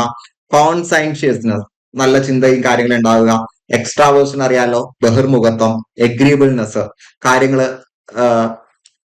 എഗ്രി എന്ന് പറയുമ്പോൾ സമ്മതിക്കാനുള്ള സന്നദ്ധത. ദെൻ ന്യൂറോട്ടിസം എന്ന് പറയുമ്പോൾ ഇമോഷണൽ സ്റ്റെബിലിറ്റി ഇല്ലാത്ത അവസ്ഥ. ഇങ്ങനെ 5 പേഴ്സണാലിറ്റി ഫാക്ടേഴ്സ് ഒരു വ്യക്തിയിൽ ഉണ്ടാകും 5 ഡയമെൻഷൻസ് ഉണ്ടാകും എന്ന് പറയുന്ന തിയറിയാണ് ബിഗ് 5 പേഴ്സണാലിറ്റി തിയറി. അത് പീറ്റേഴ്സണിന്റേതാണ് എന്ന് കൂടി ഒന്ന് മനസ്സിലാക്കി വെക്കുക. സെറ്റ് അല്ലേ? ദെൻ അടുത്തൊരു ചോദ്യത്തിലേക്ക് വരാം. An individual is faced with problems. ഒരു വ്യക്തിക്ക് ഒരുപാട് പ്രശ്നങ്ങളുണ്ട്. He employees certain ways to achieve health, happiness or success. ആ സമയത്ത് അവന് സന്തോഷം കിട്ടാൻ, ആരോഗ്യം ഉണ്ടാകാൻ അവൻ ചെയ്യുന്ന പ്രവർത്തിക്ക് എന്ത് പറയും? തന്നിരിക്കുന്ന ഓപ്ഷൻസിൽ ഏതാണ് നിങ്ങൾക്ക് തോന്നുന്നത്? ഹാബിറ്റ് ഫോർമേഷൻ ആണോ? ഹാബിറ്റ് ഫോർമേഷൻ എന്ന് പറഞ്ഞാൽ ശീലം ഉണ്ടാക്കിയെടുക്കുന്നതാണ്, അതെന്തായാലും വരില്ല. ലേണിംഗ് എന്ന് പറഞ്ഞാൽ പഠനമാണ്, അതെന്തായാലും വരില്ല. ഡിഫൻസ് മെക്കാനിസം ചിലപ്പോൾ വരും. നമ്മുടെ മുന്നിൽ ഒരു പ്രശ്നം വന്നാൽ ആ പ്രശ്നത്തെ പരിഹരിച്ച് സന്തോഷം കണ്ടെത്താനുള്ള രീതി ഡിഫൻസ് മെക്കാനിസം ആണ്, അല്ലെ? സോ ഓപ്ഷൻ സി തന്നെയാണ് നമ്മുടെ ഉത്തരം. ഡിഫൻസ് മെക്കാനിസം എന്തൊക്കെയാണെന്ന് നമ്മൾ ഇതിനകം നോക്കിയിട്ടുണ്ടായിരുന്നു, ഞാൻ അതിലേക്ക് പോകുന്നില്ല. എന്താണ് ഡിഫൻസ് മെക്കാനിസം എന്ന് മാത്രം ജസ്റ്റ് ഒന്ന് പറയാം. A defense mechanism is an unconscious mental strategy that protects someone from anxiety, distressing thoughts and feelings. Distressing thought or feelings ഇവയിൽ നിന്ന് നമ്മളെ സംരക്ഷിക്കുന്ന അൺകോൺഷ്യസ് മെന്റൽ സ്ട്രാറ്റജിയാണ് ഡിഫൻസ് മെക്കാനിസം കേട്ടോ. അൺകോൺഷ്യസ് മെന്റൽ സ്ട്രാറ്റജിയാണ്. So they can help people cope with stress. സ്ട്രെസ്സിൽ നിന്നും രക്ഷപ്പെടാൻ ഇത് ആളുകളെ സഹായിക്കുന്നു. But can also become problematic if used too often. പക്ഷെ ഇതിങ്ങനെ ഉപയോഗിക്കുന്നതിനനുസരിച്ച് ചിലപ്പോൾ പ്രശ്നങ്ങളിലേക്ക് പോകാൻ സാധ്യതയുണ്ട്. നമ്മൾ പറയും ഇത് അഡാപ്റ്റീവും മാൽ അഡാപ്റ്റീവുമാണ് എന്ന് നമ്മൾ പറഞ്ഞിട്ടുണ്ട്. ദെൻ ഇത് ഇൻട്രൊഡ്യൂസ് ചെയ്യുന്നത് സിഗ്മണ്ട് ഫ്രോയിഡ് ആണ്. അദ്ദേഹത്തിന്റെ ന്യൂറോ സൈക്കോസിസ് ഓഫ് ഡിഫൻസിലാണ് ഇത് ഇൻട്രൊഡ്യൂസ് ചെയ്യുന്നത്. എവിടെ ഇൻട്രൊഡ്യൂസ് ചെയ്യുന്നു എന്നത് പ്രധാനമല്ല, സിഗ്മണ്ട് ഫ്രോയിഡ് ആണ് ഇൻട്രൊഡ്യൂസ് ചെയ്യുന്നത് എന്നുള്ളത് പ്രധാനമാണ്. അത് പഠിച്ചു വെക്കുക. സെറ്റ് അല്ലേ? ഓക്കെ അല്ലേ? ദെൻ അടുത്തൊരു ചോദ്യം. ഇനി നമ്മൾ അങ്ങോട്ട് പറയുന്നത് കുറച്ച് മോഡൽ ക്വസ്റ്റ്യൻസ് ആണ് കേട്ടോ, MCQs ആണ്. ഇതുവരെ പറഞ്ഞതെല്ലാം നമ്മൾ PYQs ആണ്. ഈ 2 ക്ലാസ്സുകളിലായിട്ട് നമ്മൾ ഇതുവരെ പറഞ്ഞത് PYQs ആണ്. ഇനി നമ്മൾ അങ്ങോട്ട് പറയാൻ പോകുന്നത് MCQസും നമ്മുടെ ഹെൽത്ത് ഇൻസ്പെക്ടേഴ്സിൽ അല്ലാത്ത ഉള്ള എക്സാമുകളിൽ ചോദിച്ചിട്ടുള്ള ചോദ്യങ്ങൾ, നമ്മുടെ സിലബസിൽ അനുസരിച്ച് നമ്മൾ പഠിച്ചിരിക്കേണ്ട ചില കാര്യങ്ങളാണ് നമ്മൾ ഇനി പറയാൻ പോകുന്നത്. Which of the following is the characteristic of mentally health person? മാനസികാരോഗ്യമുള്ള ഒരു വ്യക്തിയുടെ സവിശേഷതകളിൽ ഉൾപ്പെടുന്നത് ഏതൊക്കെ? നിങ്ങൾ നോക്കൂ. സംഘർഷം മാനസികാരോഗ്യമുള്ള ഒരാളിൽ ഉണ്ടാകുമോ? ഇല്ല. ഡെലിക്കൻസി കുറ്റവാസന ഉണ്ടാകുമോ? ഇല്ല. നോൺ എക്സ്ട്രീമിസ്റ്റ് എന്ന് പറഞ്ഞാൽ എന്തും അതിന്റെ ഹയർ ലെവലിൽ പെർഫോം ചെയ്യുന്നതാണ് എക്സ്ട്രീമിസ്റ്റ്. അങ്ങനെ എക്സ്ട്രീമിസ്റ്റ് ആകാതിരിക്കുക എന്നുള്ളതാണ് ഒരു നല്ല മാനസികാരോഗ്യമുള്ള ഒരാളുടെ ഗുണം. അപ്പൊ ഓപ്ഷൻ സി ആണ് ഉത്തരം. ഫ്രസ്ട്രേഷനും മെന്റലി ഇല്ലായിട്ടുള്ള ഒരാളുടെ ഗുണമാണ്. അപ്പൊ അത് വരില്ല. ഓക്കെ അല്ലേ? സെറ്റ് അല്ലേ? So A mentally health person demonstrates characteristics like emotional stability. അപ്പൊ ഒരു മെന്റലി ഹെൽത്ത് ആയിട്ടുള്ള ആളുകൾക്ക് വൈകാരിക സ്ഥിരത ഉണ്ടാകും, ഹൈ സെൽഫ് എസ്റ്റീം, അയാളോട് തന്നെ നല്ല ആദരവ് ഉണ്ടാകും, ഹെൽത്തി റിലേഷൻഷിപ്സ്, നല്ല സൗഹൃദ ബന്ധങ്ങൾ സൂക്ഷിക്കും, അഡാപ്റ്റബിലിറ്റി, സാഹചര്യങ്ങളോട് പൊരുത്തപ്പെട്ടു പോകാനുള്ള കഴിവുണ്ടാകും, റിയലിസ്റ്റിക് തിങ്കിങ്, കാര്യങ്ങൾ ശരിയായ വണ്ണം ചിന്തിക്കും, റിയലിസ്റ്റിക് ആയിട്ട് യാഥാർത്ഥ്യബോധത്തോടു കൂടി ചിന്തിക്കും, എഫക്റ്റീവ് കോപ്പിംഗ് മെക്കാനിസം, സഹകരിച്ചു പോകാനുള്ള കൃത്യമായിട്ടുള്ള കഴിവുണ്ടായിരിക്കും, along with a sense of purpose and optimism, അയാൾക്ക് ഒരു നിശ്ചിതമായിട്ടുള്ള പേർപ്പസ്, ഒരു ഗോൾ ഉണ്ടാകും, ശുഭാപ്തി വിശ്വാസം ഉണ്ടാകും. ഇതെല്ലാം ഒരു മെന്റലി ഹെൽത്ത് പേഴ്സന്റെ അടയാളങ്ങളാണ്. നമുക്കൊരു കോമൺ സെൻസ് വെച്ച് ചിന്തിച്ചാൽ കിട്ടുന്നതാണ്. സെറ്റ് അല്ലേ? ദെൻ അടുത്തൊരു ചോദ്യത്തിലേക്ക് വരാം. An inner force which drives an individual to certain action. ഒരു നിശ്ചിത പ്രവൃത്തി ചെയ്യാൻ ഒരു മനുഷ്യനെ പ്രേരിപ്പിക്കുന്ന ആന്തരിക ശക്തി, അതിനെ നമ്മൾ എന്താ പറയുന്നത്? അതിനെ നമ്മൾ പറയുന്നത് മോട്ടിവേഷൻ എന്നാണ് കേട്ടോ. ഒരു നിശ്ചിത പ്രവൃത്തി ചെയ്യാൻ നമ്മളെ പ്രേരിപ്പിക്കുന്ന ആന്തരിക ശക്തിക്ക് പറയുന്നത് മോട്ടിവേഷൻ ആണ്. ബാക്കിയൊന്നും നമുക്ക് സൈക്കോളജിയിൽ അറിഞ്ഞിരിക്കേണ്ട സാധനമേ അല്ല. വെർബലൈസേഷൻ എന്ന് പറഞ്ഞാൽ ഒരു കാര്യം നമ്മൾ വാക്ക് ആക്കി പറയുന്നതിനാണ്. പ്രൊമോഷൻ എന്ന് പറഞ്ഞാൽ ഒരു കാര്യത്തെ നമ്മൾ മുന്നോട്ട് എടുത്തു വെക്കുന്നതിനാണ് പ്രൊമോഷൻ എന്ന് പറയുന്നത്. സ്റ്റാൻഡർഡൈസേഷൻ എന്ന് പറഞ്ഞാൽ കൃത്യമായിട്ടുള്ള ഒരു സ്റ്റാൻഡേർഡ് ഫോം ചെയ്യാം, അതിനാണ് സ്റ്റാൻഡർഡൈസേഷൻ എന്ന് പറയുന്നത്. ഇതൊന്നും നമുക്ക് സൈക്കോളജിയിൽ പറയേണ്ട സാധനമേ അല്ല.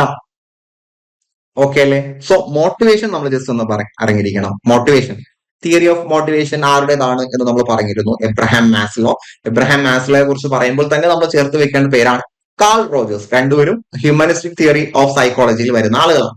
സോ മോട്ടിവേഷൻ എന്താണെന്ന് ചോദിച്ചാൽ, motivation is the psychological forces that determine the direction of a person's level of effort and a person's level of persistence in the faces of obstacles.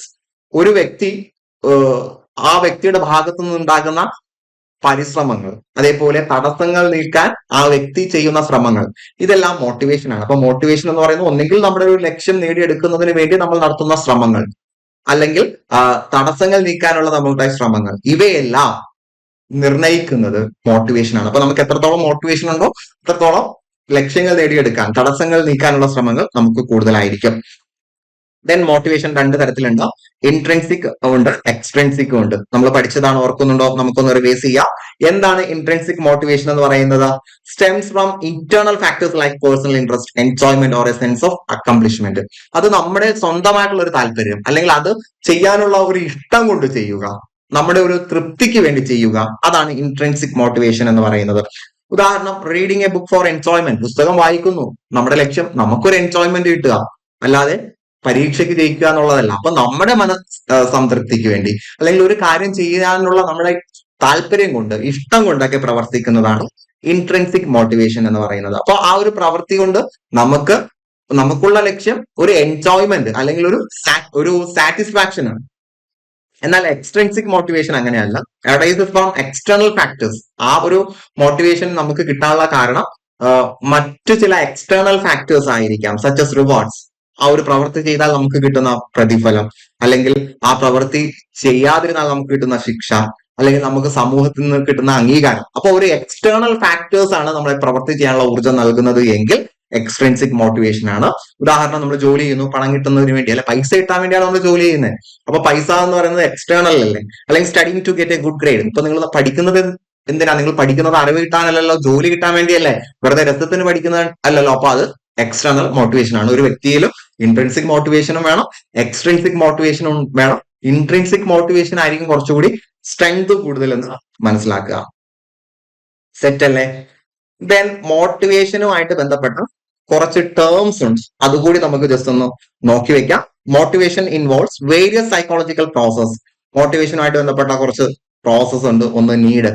Need എന്ന് പറഞ്ഞാൽ ആവശ്യങ്ങൾ എന്നാണ്. Basic requirements four survival and wellbeing. മനുഷ്യന്റെ ഗുണത്തിനും മനുഷ്യന്റെ നിലനിൽപ്പിനും വേണ്ടിയുള്ള അടിസ്ഥാന ആവശ്യങ്ങൾക്കാണ് need എന്ന് പറയുന്നത്. ഉദാഹരണം, വിശന്നാൽ ഭക്ഷണം വേണം, ദാഹിച്ചാൽ വെള്ളം വേണം, സേഫ്റ്റി വേണം. ഇതൊക്കെ ബേസിക് നീഡുകളാണ്. ദെൻ വാല്യൂസ് എന്ന് പറഞ്ഞാൽ എന്താണ്? What individual consider important. ഒരു മനുഷ്യൻ പ്രധാനമാണ് എന്ന് കരുതുന്ന കാര്യങ്ങളാണ് വാല്യൂസ്. നമ്മളെ സംബന്ധിച്ച് സത്യസന്ധനായിരിക്കുക എന്നുള്ളത് പ്രധാനപ്പെട്ട ഒരു സംഗതിയാണ്. അപ്പൊ അത് വാല്യൂസ് ആണ്. അപ്പൊ ഒരു മനുഷ്യൻ ഇമ്പോർട്ടന്റ് ആണ് എന്ന് കരുതുന്ന കാര്യങ്ങളാണ് വാല്യൂസ്. Then goals. ഗോൾസ് എന്ന് പറഞ്ഞാൽ ഡിസൈഡ് ഔട്ട്കംസ് ഓർ ഒബ്ജക്റ്റീവ്സ്. ഒരു കാര്യത്തിൽ നിന്ന് നമ്മൾ പ്രതീക്ഷിക്കുന്ന, നമ്മൾ ആഗ്രഹിക്കുന്ന റിസൾട്ടിനാണ് അല്ലെങ്കിൽ ലക്ഷ്യങ്ങൾക്കാണ് ഗോൾസ് എന്ന് പറയുന്നത്. അപ്പൊ ഗോൾസ് നമ്മൾ ആഗ്രഹിച്ച് അത് നേടിയെടുക്കുന്നതാണ്. ദെൻ ഇമോഷൻസ് അറിയാലോ. Feelings that can influence motivation. നമ്മുടെ മോട്ടിവേഷനെ സ്വാധീനിക്കുന്ന ഫീലിംഗ്സിനാണ് ഇമോഷൻസ് എന്ന് പറയുന്നത്. എക്സൈറ്റ്മെന്റ്, ഫിയർ ഒക്കെ പോലെ. അപ്പൊ പോസിറ്റീവായിട്ടും നെഗറ്റീവായിട്ടും അത് സ്വാധീനിക്കുന്നു. ദെൻ കോഗ്നിഷൻ എന്ന് പറഞ്ഞാൽ thoughts and beliefs about one self and environment. ചിന്തയാണ്. നമ്മളെ കുറിച്ചും നമ്മുടെ ചുറ്റുപാടിനെ കുറിച്ചും ചിന്തിക്കുന്നതിനാണ് കോഗ്നിഷൻസ് എന്ന് പറയുന്നത്. ഓക്കെ അല്ലേ? സോ ഡിയർ ഫ്രണ്ട്സ്, നമ്മൾ ഡിസ്കസ് ചെയ്തത് നമ്മുടെ സിലബസ് പ്രകാരമുള്ള PYQ, പിന്നെ കുറച്ച് മോഡൽ ക്വസ്റ്റ്യൻസും ആണ്. ഇനി കുറച്ച് അധികം ചോദ്യങ്ങൾ കൂടി നമുക്ക് ഡിസ്കസ് ചെയ്യണം. അത് അടുത്ത ക്ലാസ്സിൽ നമുക്ക് ഡിസ്കസ് ചെയ്യാം. സോ നന്നായിട്ട് പഠിക്കുക. നിങ്ങൾ ആഗ്രഹിക്കുന്ന സ്വപ്ന ജോലിയിലേക്ക് എത്തിപ്പെടാൻ കഴിയട്ടെ എന്ന് ആശംസിച്ചുകൊണ്ട് ഞാൻ നിർത്തുകയാണ്. Wish you good luck and good bye.